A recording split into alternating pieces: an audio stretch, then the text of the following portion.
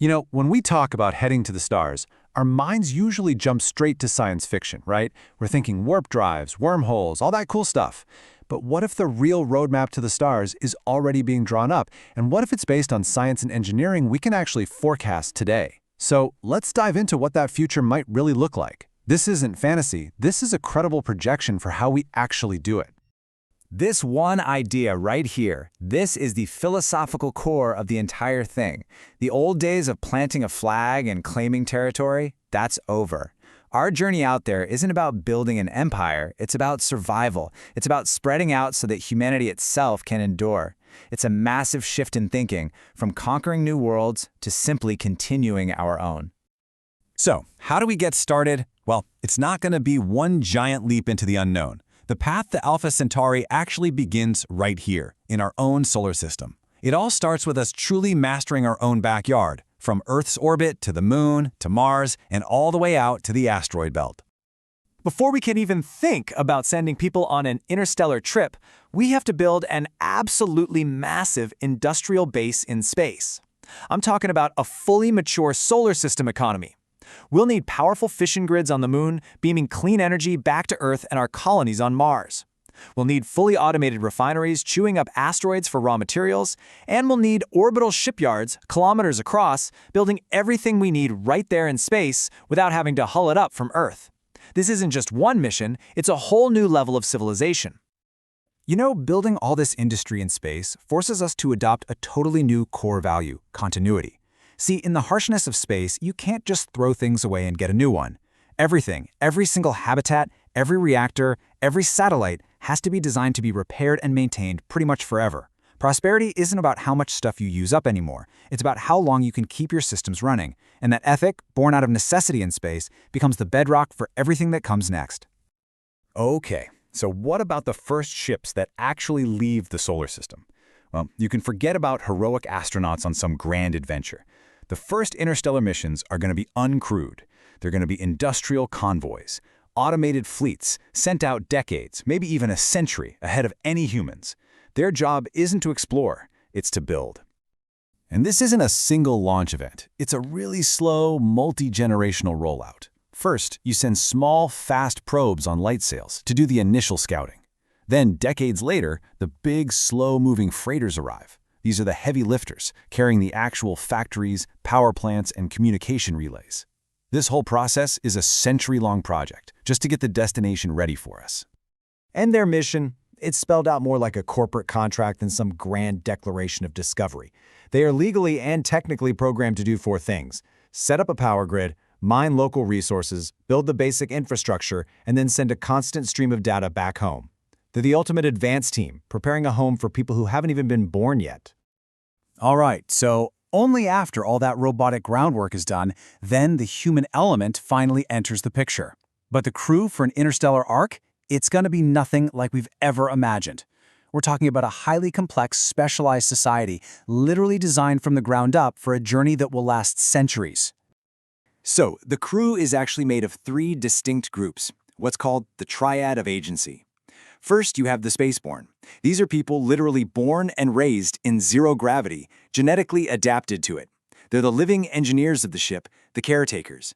Then you have the Earthborne colonists, often called the dreamers. They spend the trip in cryostasis, carrying all the skills needed to build a new world when they get there. And watching over it all, the synthetic witnesses, the AIs and robots who act as the custodians, the protectors, and the enforcers of the mission's rules.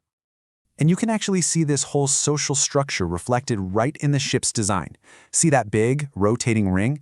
That's the habitat ring. It creates artificial gravity for the spaceborne crew, the ones who live and work for generations on this ship.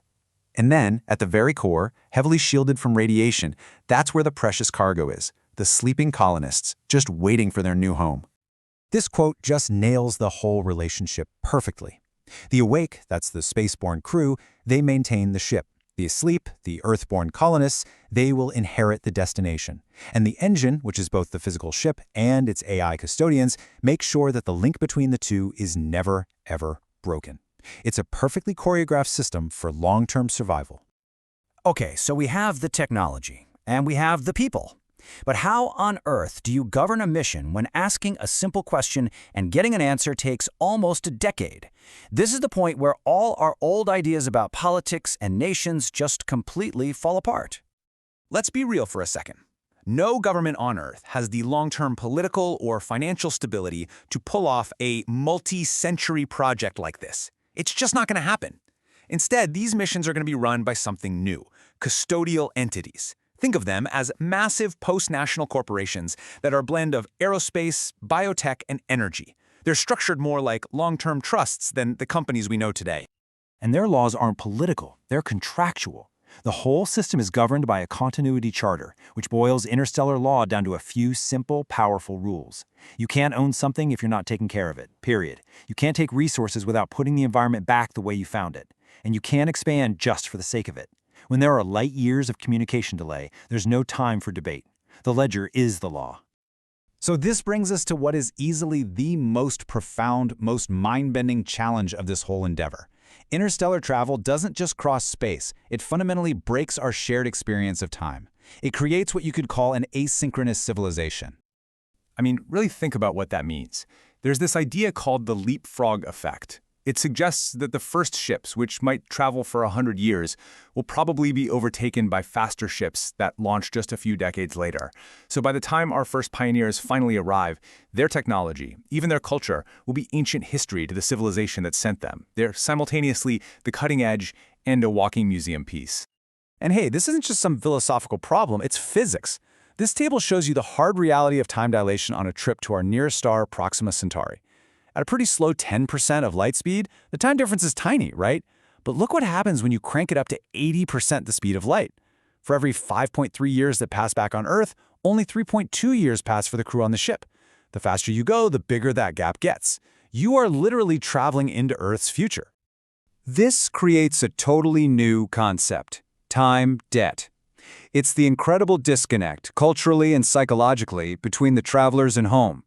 A colonist could go on a mission and return biologically younger than the great-grandchildren they left behind. Family trees, history, the very idea of what a generation is, it all just dissolves. How do you relate to a past that is now, for you, the future? And the consequence for all of us, for those who stay behind, is just as deep.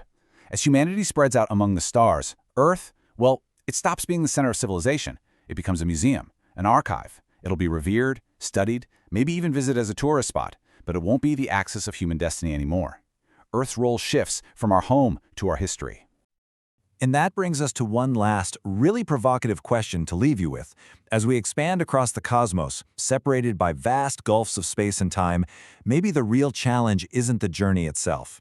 Maybe the true measure of our civilization won't be how far we travel, but how well we remember who we were and why we left in the first place.